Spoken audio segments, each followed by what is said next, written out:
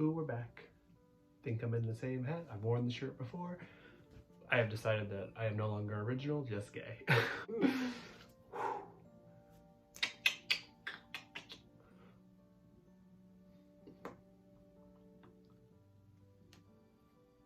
I don't know. I think I'm just trying to come up with something to put on Instagram.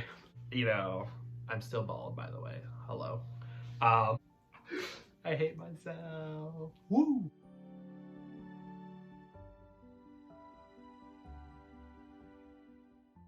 Hey guys, welcome back to The Hideaway. It's still me, Douglas, and today we'll be breaking down the latest entry into The Hideaway entitled City in a Champagne Glass. Very excited about this piece. This is actually the first poem that I wrote after Taylor Swift's Evermore album came out. I know we talked a little bit about Evermore last time with Winter Chills, but this was like, Winter Chills was like an old piece. This is a new piece, and very excited. In like my own universe brain, like in like my personal life, this is the continuation of Follow Me Home. I'll link the playlist somewhere. I have a playlist on my channel with all of my Hideaway videos, so you can go check that out soon. But yeah, we're gonna break this down. It was a very introspective piece for me. I'd mentioned, I'm trying to remember, yeah, it was Follow Me Home that I had talked about, like, you know, regrets when it comes to like drinking and like, you know, alcoholism, that type of thing. So this is very much like the introspective piece to follow that and like kind of where my thought process is in regards to like the events that happened and like where I'm at or where I'm trying to go in life. So I think we should just jump right in and start breaking it down. This has some really good lines, so I'm really excited to talk to you guys about them. So let's go. Actually, the title, because I like to talk about my title sometime. So a lot of the times I'll come up with something in my head, but this is actually interesting because I was actually, obviously we're in COVID times, I was hanging out with some friends outside. We were at a park and we brought some champagne and we were just hanging out. And my friend was taking a picture of his champagne glass, but like through it so you could like see the city skyline. And I was like, oh wow, the city in a champagne glass, that's beautiful. And I was like, oh. So the title came to me that way. And there was actually some lyrics that kind of like, you know, reference like the walking around the city and that type of thing. So it all kind of comes together to like be like more, I like wanted to like use like walking in the city and like the cold, like that kind of thing to like talk about like me thinking about like my life and that kind of thing. I said thing a lot just now, so we're just gonna jump into it now. Oh no, sorry, another thingy. The reason I wrote this right after Evermore came out is because of champagne problems, and I actually referenced champagne problems in this. We film it the Instagram. You'll see the teaser picture that I use for this piece, so you will know.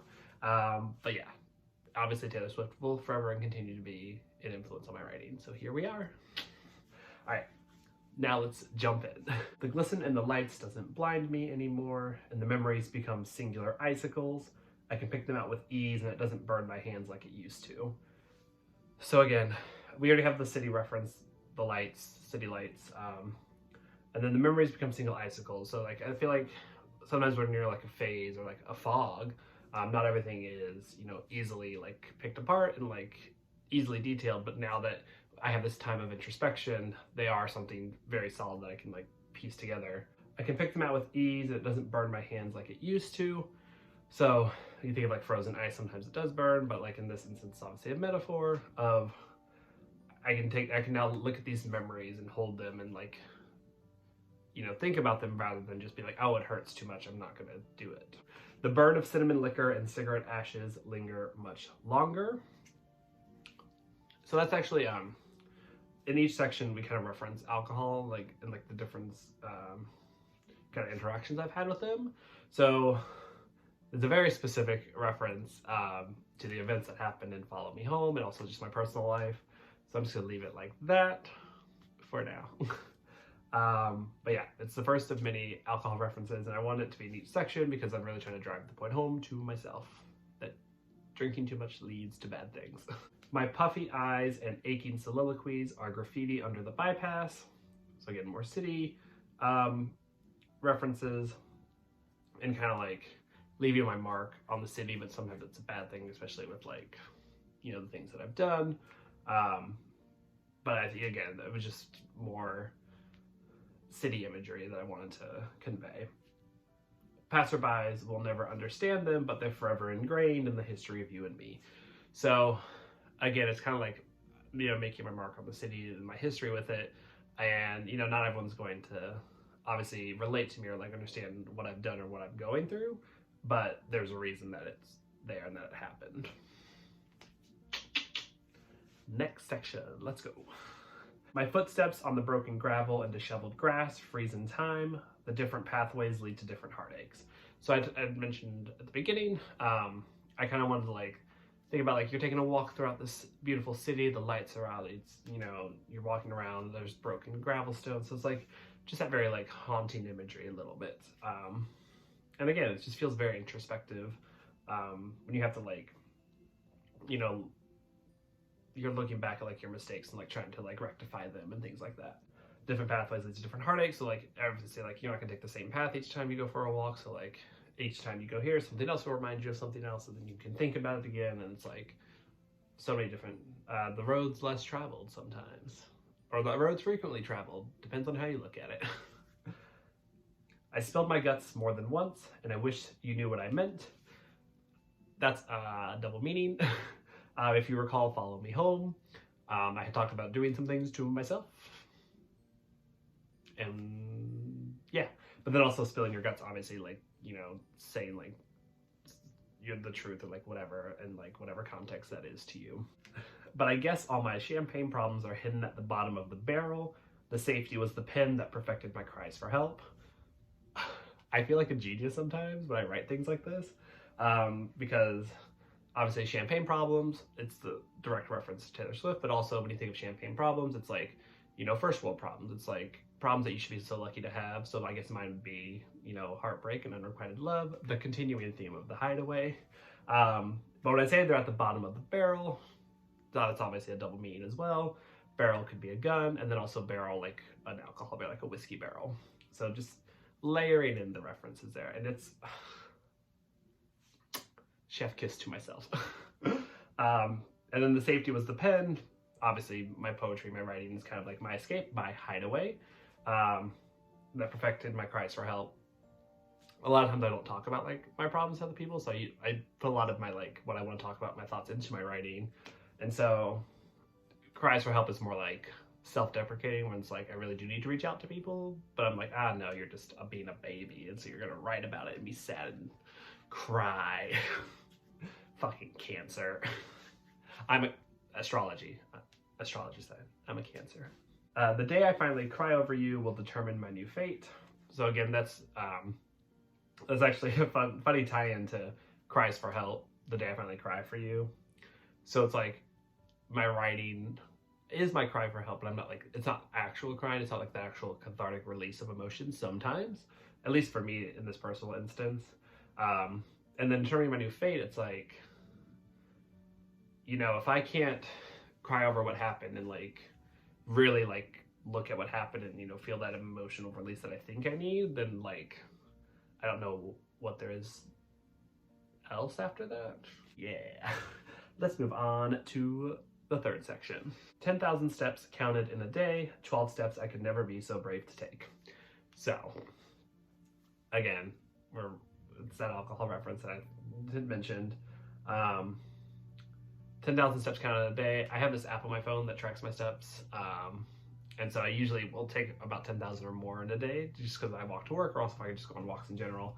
But then it's like, you know, you do that so easily, but yet you couldn't take, you know, the 12-step program. Like if you're an alcoholic, if you go to AA and things like that, there's the 12 steps they always talk about. So obviously it's a clear-cut metaphor there. And again, something I'm really proud of that I wrote. It's really good. What's the misconnection between your lips and the kiss of the bottle? So again, unrequited love. And I feel like this is obviously referencing like when you're drunk, it's like, you know, you drink the bottle, and then it makes you want to kiss your best friend. So what's the misconnection? Because usually that's, you have a few drinks, haha, and you kiss. But then it's like, in my own personal life, sometimes it doesn't work that way, because it shouldn't. And you can't blame the bottle. You can only blame yourself. If misery loves company, why am I better off alone?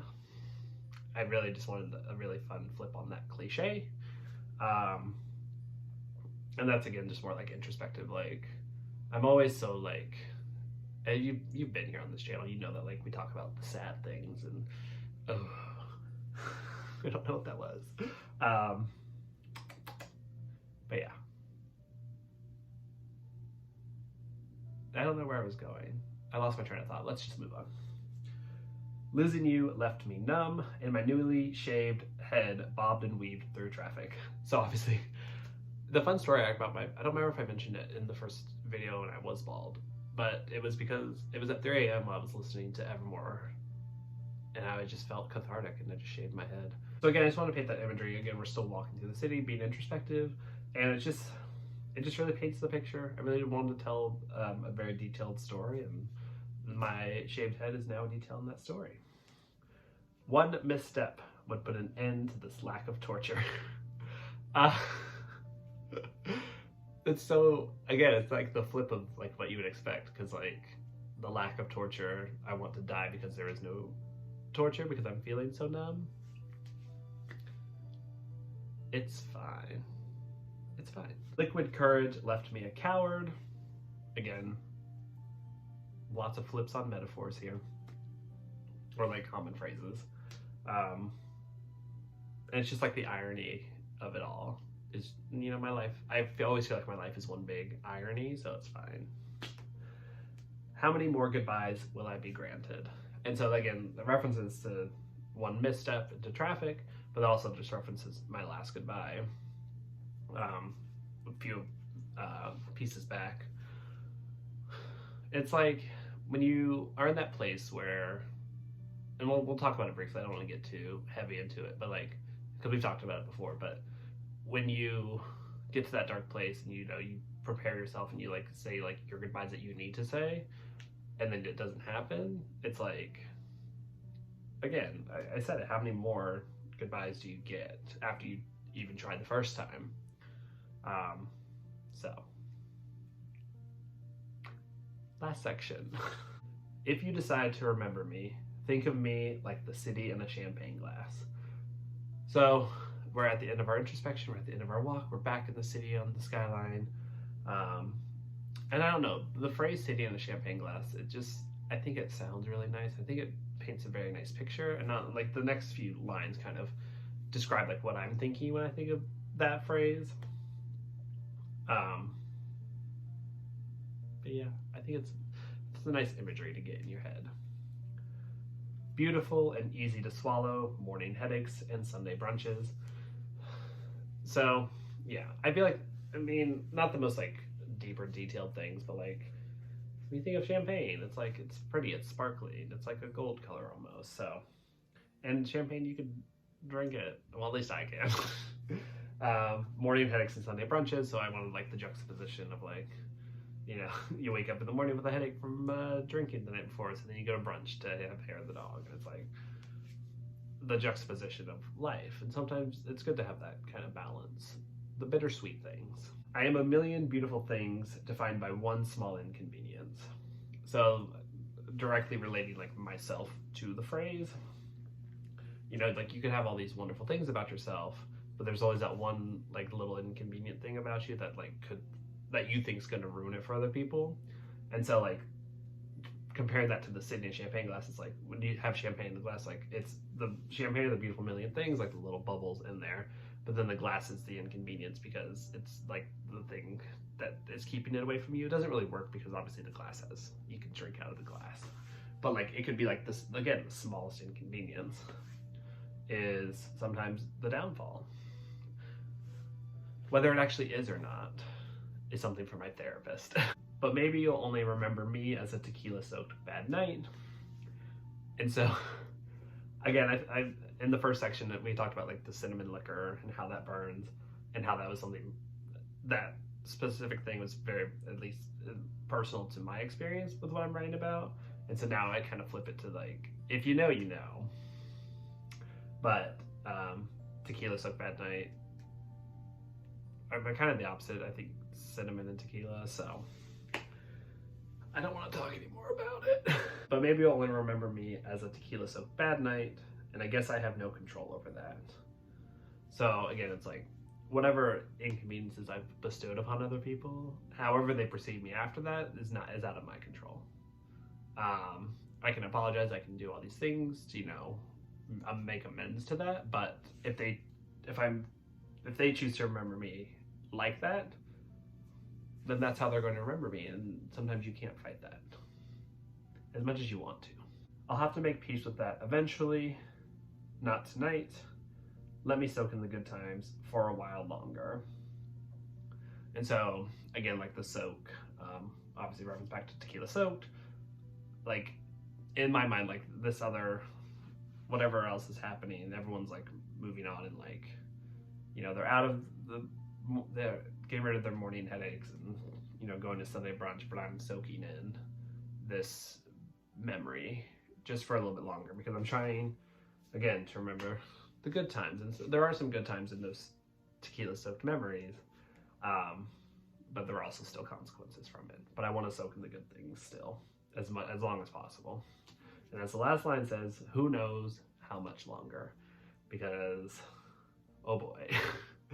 I'll be honest, I wrote this in December, so obviously it's February now. So it's been 2 months. I still like this piece a lot, but it's very specific to an event that happened a few months ago. And not to say that I'm still like soaking in those memories, but like it's still like in my brain, obviously. And obviously I still want to talk about it and, write poetry about it. So yeah, sometimes you just need, but who knows how long that people need to move on. People can move on in 2 seconds, or some people can move on in 2 years. So we'll see where I am in a few more months. But that is a City in a Champagne Glass. I think it's one of my favorites actually that I've written. Again, I like all the ironic flips of metaphors, and a lot of my favorite lines are in this piece. I went over a few of them, obviously, with you guys. But yeah, that is City in a Champagne Glass. Thank you guys so much for tuning in. One more shout out to Wild Greens magazine, whose February edition Obsession is still out. I will leave the link down below for you guys to go check it out. It has my original poem that I wrote specifically for them called Tightrope Shenanigans.